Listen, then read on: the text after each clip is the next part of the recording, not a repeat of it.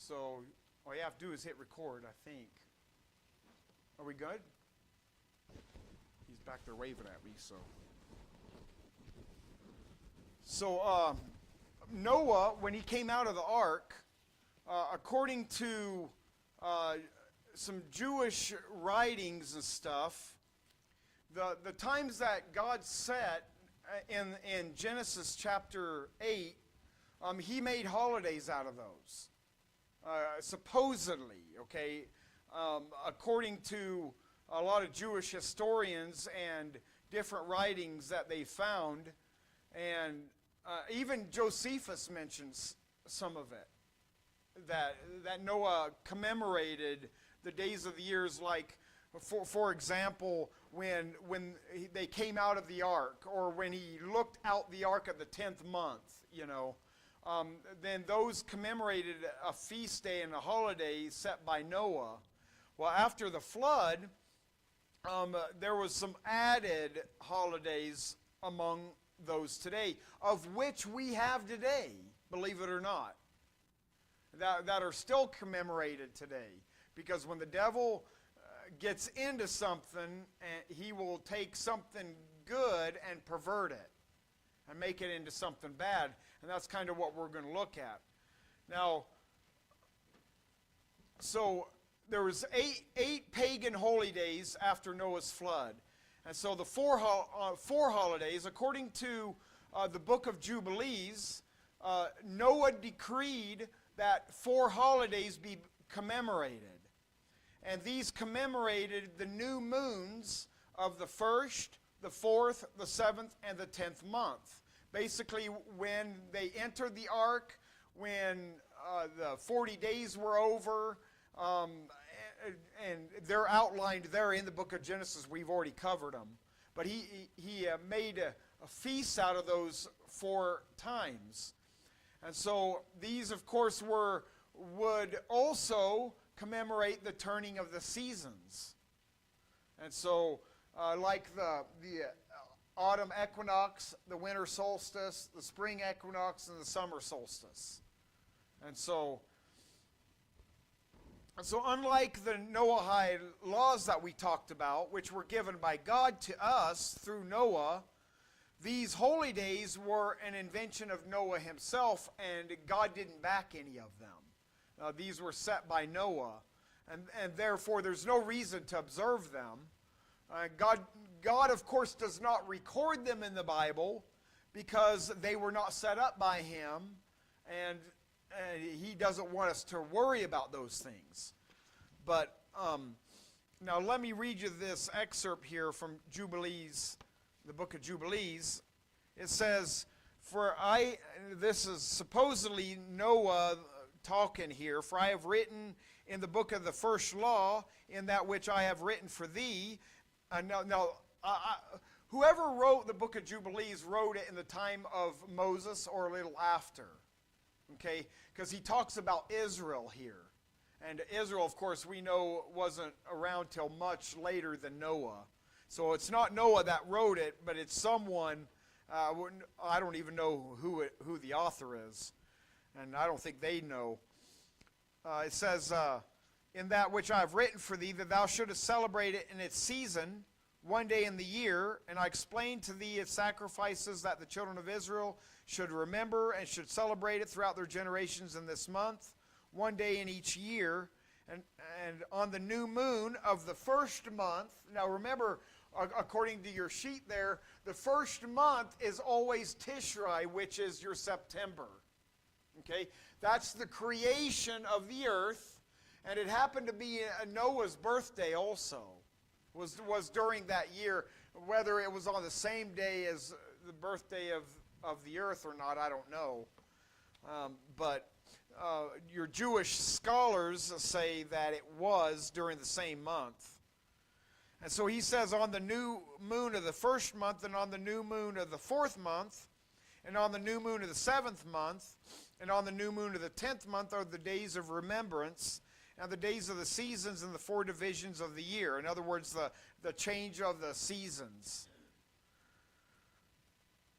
These are written and ordained as a testimony And Noah ordained them for himself as feasts for the generations. It says forever, so I don't know. The Lord doesn't put forever on them because they're not mentioned in his word. Outside the feast that he gave to the children of Israel. So, and on the new moon of the first month, he was bidden to make for himself an ark. According to this, it was during that first month of September that God told him to build the ark. Again, I don't know if that's true. That's what this says, so we'll take it for what it is. It's not written in the Bible, so you can't put 100% stock in what it's saying here. And on that day, the earth became dry, and he opened the ark and saw the earth. And on the new moon of the fourth month, the mouths of the depths of the abysses beneath were closed. So and on the new moon of the seventh month, all the mouths of the abysses of the earth were opened, and that's how the waters fell, and all the waters started to descend off the earth. And that was in the seventh month. And then on the new moon of the 10th month, the tops of the mountains were seen, and Noah was glad. And so according to Genesis chapter 8, it talks about the tops of the mountains being seen in the 10th month, like it's saying here. And on this account, he ordained them for himself as feasts for a memorial. And that was Noah that did that. But remember, they were ordained by Noah, not by God. And that's the important thing. And so, now, of course, according to these, you have your new moons and your full moons. And your full moons come on a different month. Obviously, if you know your calendar, it comes different. And so the new moon of the first month would be the autumn equinox. Now, this part of this is where the pagans get their festivals and everything. All right, is around these times. And so your full moon is the your mid autumn, I think, which is on your sheet there, and on the second part of it. And so, of course, each one of these are your season changes. And so,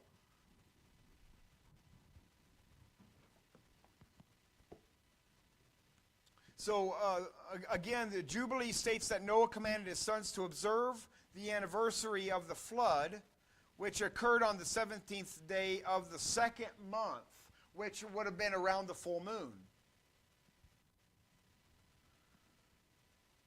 So 17th day of the second month would have been 2 days after the lunar reckoning of the autumn equinox.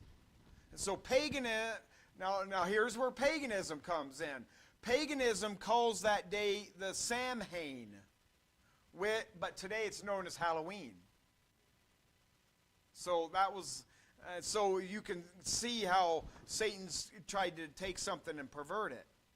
Now, as paganism developed, these events in the history about the evilness of pre-flood mankind and Noah's flood would be twisted and perverted by Satan, which it has been today. And so now a lunar calendar month always starts on a new month. According to the papers I gave you, you'll see that. So the new moon of the first month is the creation of the world and is supposedly the birthday of Noah. Festivals usually fall on the full moon of the month or close to it. The next chart, or the next diagram 2 there, shows the 4 dates for the change in seasons and the Gentile names given to each one. And so September 21st you have Mabon, and December 21st you have the Yule and Saturnalia, which you know is your pagan, and which is right around Christmas time. Okay? And then March 21st is Astara, which is your word for Easter, which is where Easter comes from. And then your summer solstice, June 21st, is Litha, which I really don't know what that is. And so, now the other one, on the other page, when we add the 4 mid-seasonal holidays to the other 4 holidays that begin the seasons, we have a total of 8 holidays, or what they call holy days, which we're not sure about the set times of the pre-flood pagan system, and the reason for that is they didn't have seasons like they did after the flood. And so, but with Nimrod's revival of this system, these 8 days will be the basis for all pagan holidays. And so they took the days that Noah had set up, supposedly the days that he had set up as his feast days, and they've changed them, and they, of course, they went pagan, and thanks to Nimrod later. Now, accurately predicting these 8 days, plus the solar and the lunar eclipses for magical rituals, was to be the primary use of astrology, while the Chaldeans invented the horoscope. And so we can see that the 4 main pagan holidays were practiced by Sodom also. Turn to Ezekiel 16. Sodomy and extreme paganism is what caused God to demolish the city of Sodom and Gomorrah. Ezekiel 16.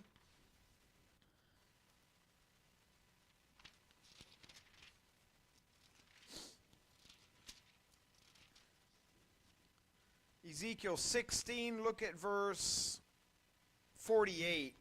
I think he talks about Sodom even before that even, but look at verse 48 of chapter 16. As I live, saith the Lord, Sodom thy sister hath not done, she nor her daughters, as thou hast done, thou and thy daughters. Behold, this was the iniquity of thy sister Sodom. Pride, fullness of bread, and abundance of idleness was in her and in her daughters. Neither did she strengthen the hand of the poor and needy. And they were haughty and committed abomination before me. Therefore I took them away as I saw good. And so what he's saying here, they had lots of food and an abundance of idleness. Sound familiar today? Nobody wants to work. You can't find anybody at the workplace anymore. We have a tough time finding anybody to help out in grocery stores. They've got plenty of money and plenty of food, I guess, and an abundance of idleness. And so we're heading the same direction that Sodom was.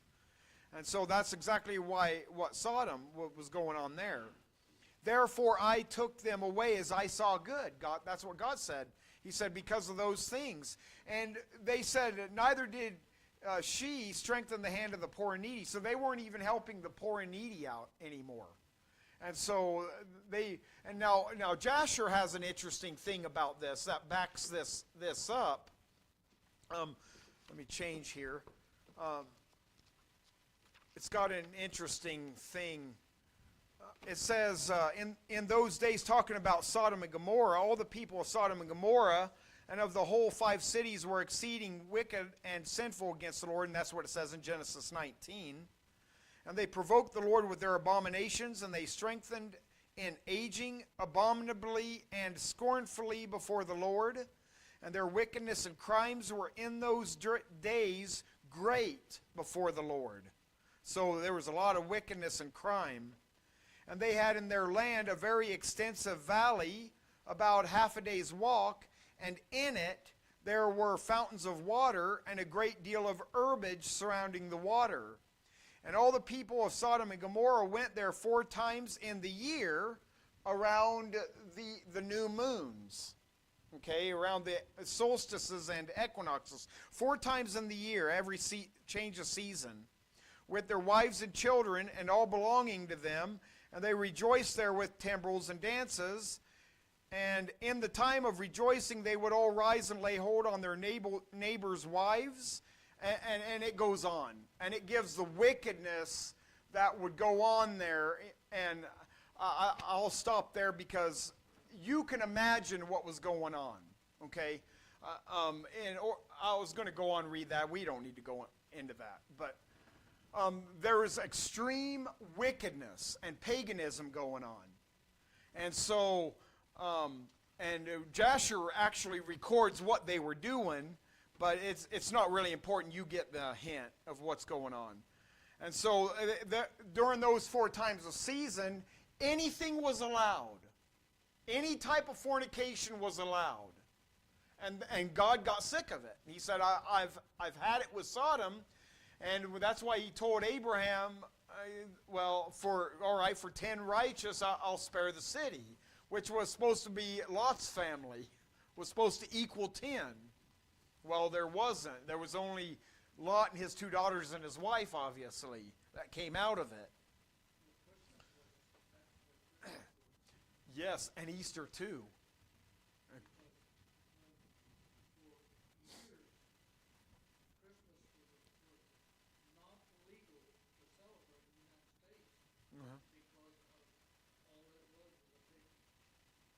Yeah, big, yeah, right. And so that's exactly right. And so, and in fact, it was outlawed in other countries too, wasn't it? Yeah. And so, because of the paganism behind it. And it all had to do with reproduction. And which is a lot of what Easter's all about. And so both the ancient rabbis and church fathers taught that Egypt was the first to bring back this magic system of the pre-flood world. And of course we showed Sunday night that was Mizraim, which he's the one that started Egypt. And so this started to spread into various countries through the sons of Ham, and that's according to Jewish history. This occurred after Canaan started settling the coast of Canaan, which was supposed to be Shem's land. And so, now we read, a while back we read an excerpt out of the book of Jubilees talking about Canaan and how he had found records of the giants and the fallen angels, and how he wouldn't bring those writings to Noah because it was to lead to the coming of the sons of God again. And so he didn't show that. He wouldn't show Noah that. But he obviously showed it with his brothers, because his brothers all was helping in all this. And Nimrod got the information from someone, and so it had to have been from Canaan. And so the ancient church fathers wrote that Ham was the first magician after the flood. That's what the church fathers say. Which means that Ham must have revived these pre-flood practices and handed them down to his sons. And so the quote from Jubilees that we've already read makes it seem like, talking about those writings that Canaan found, makes it seem like finding and translating the pagan relics was the basic cause of the revival of this old pagan religion, which it was. And so Lucifer's lie, if you remember what that was, once again caused them to doubt Noah's history, even though, now this is the thing, even though Ham was eyewitness of it. Now see, if you're an eyewitness of it, you give it a year or two of witnessing something, and someone come along and put a doubt, and you'll, well, I never looked at it that way, it could be. And they'll put a doubt in your mind on it. And so even though Ham was an eyewitness of the destruction of the pre-flood world, so Lucifer was able to cause them to doubt the history of Noah. Well, okay, well, I was younger, I could have not seen everything, you know, and it places a doubt there. And so that's why it talks about over in I think it's 1 Peter, it was either 1 Peter or 2 Peter, about when Peter, James, and John was on the Mount of Transfiguration. And everything that transpired up there, and he said, but we have this sure word of prophecy that's better than the eyewitness account. What is that? You have the word of God written down. And so just in case you wanted to doubt, you've got it written to go back and you can bank on it. And so eyewitness accounts, eyewitness accounts, yes, you might be an eyewitness of something, but someone come along and make you doubt it. And so that's the thing about it. Now, like we've been teaching in Genesis chapter 6, Ham's son Mizraim founded Egypt. The Bible records how the Egyptian magicians withstood Moses. Remember them? In fact, Paul names them in the Bible Jannes and Jambres. Now, those are the two magicians that withstood Moses. Now, the book of Jasher goes into the details. That's where Paul gets the names, is from there, because it names them by name. And they were magicians. And so, now that also means that 792 years after the flood, that old system of paganism was still going strong, about the magicians and everything. Canaan, Ham's son, traveled up the coast of Sham's territory and founded the land of Canaan, the Canaanites. The ancient rabbis give detailed information about how the Canaanite sorcerers practiced their religion. Now, the Persians were descendants of Elam, who is a son of Shem, and we'll find that out once we get to that in Genesis chapter 10. But the Persians descended from Shemites through Elam. And so the Persian magi, which magi is just short for magician, right? They inherited their magic system from the time that Nimrod ruled over them. Of course, Nimrod's the grandson of Ham. And what happened was Nimrod invaded Iraq and the Persians and wound up founding the first Babylonian Empire. And so he invaded that land and set up his empire there. But see, where Nimrod was and that whole Babylonian area was actually Shemite territory. So not only did Canaan take over the land of Canaan from the Shemites, Nimrod settled in Babylon, which was Shemite territory. That was not the sons of Ham that was supposed to be there. And now Sodom. The city of Zoar was founded by Bela. Bela was an Assyrian who left Assyria and came to Canaan, which is in the territory of, again, Shem, and founded his town of Zoar there outside of Sodom and Gomorrah, before Sodom was actually set up, actually. Okay? Now that's very important. Assyria was Shemite from Asher, son of Shem. So you have the Assyrians and the land of Babylon, which are all Shemite territory. And then you have the Canaanites, which is Shemite also. And so Ham has tried to settle in Shemite. And that's why they want the land of Israel. They say that it's theirs. No, it's not. It was never part of their land grant. So Bela left his homeland because of Nimrod's evil government. Bela got tired of being under Nimrod's authority because Nimrod was evil. And so the city of Zoar stayed away from paganism. The cities of Sodom and Gomorrah was founded by Canaanites, and in time they adopted the paganism to such an extreme measure that God destroyed them with fire. And that's why Lot went up out of Sodom to Zoar. And Zoar was not destroyed, remember?